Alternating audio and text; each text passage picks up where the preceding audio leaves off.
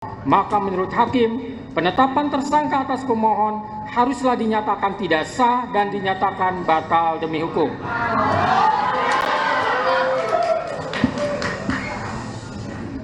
Menimbang bahwa berdasarkan pertimbangan di atas, maka alasan-alasan permohonan pra-peradilan yang diajukan oleh pemohon haruslah dinyatakan beralasan menurut hukum dan patut dikabulkan.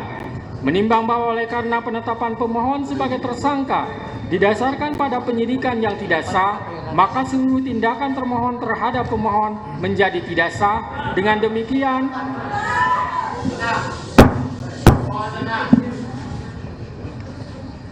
demikian, petitum dalam permohonan pra-peradilan pemohon secara hukum dapat dikabulkan untuk seluruhnya. Menimbang bahwa oleh karena permohonan pra-peradilan pemohon telah dinyatakan dikabulkan untuk seluruhnya, maka biaya yang timbul dalam perkara ini dibebankan kepada negara. Memperhatikan Undang-Undang Nomor 8 Tahun 1981, Putusan Mahkamah Konstitusi Nomor 21/PUU 12 Romawi /2014, serta peraturan lain yang bersangkutan. Mengadili: 1. Mengabulkan permohonan pra-peradilan pemohon untuk seluruhnya.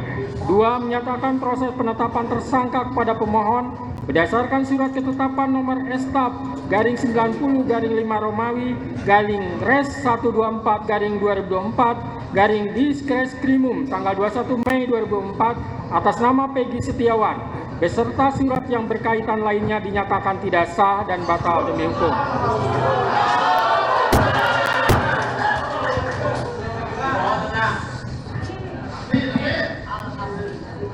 3. Menyatakan tindakan termohon menetapkan pemohon sebagai tersangka dugaan tindak pidana perlindungan anak dan atau pembunuhan berencana dan atau pembunuhan sebagaimana dimaksud dalam pasal 80 ayat 1 junto pasal 81 ayat 1 Undang-Undang RI Nomor 35 Tahun 2014 tentang perubahan atas Undang-Undang RI Nomor 23 Tahun 2022 tentang perlindungan anak dan atau pasal 340 dan pasal 338 junto pasal 55 ayat 1 KUHP oleh Polri Daerah Jawa Barat Direktorat Reserse Kriminal Umum termohon adalah tidak sah dan tidak berdasarkan atas hukum.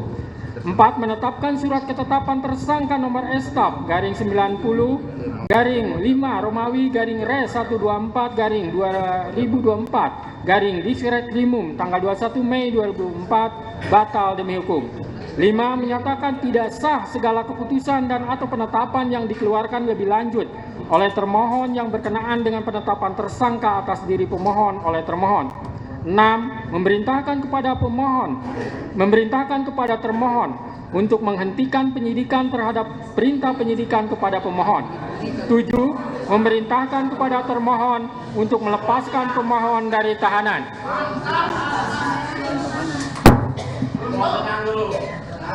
8. Memulihkan hak pemohon dalam kemampuan, kedudukan, dan harkat serta martabatnya seperti sedia kala. Dan 9. Membebankan biaya perkara kepada negara. Demikianlah diputus pada hari ini Senin, tanggal 8 Juli 2024 oleh Eman Sulaiman sebagai Hakim Tunggal. Berdasarkan penetapan Ketua Pengadilan,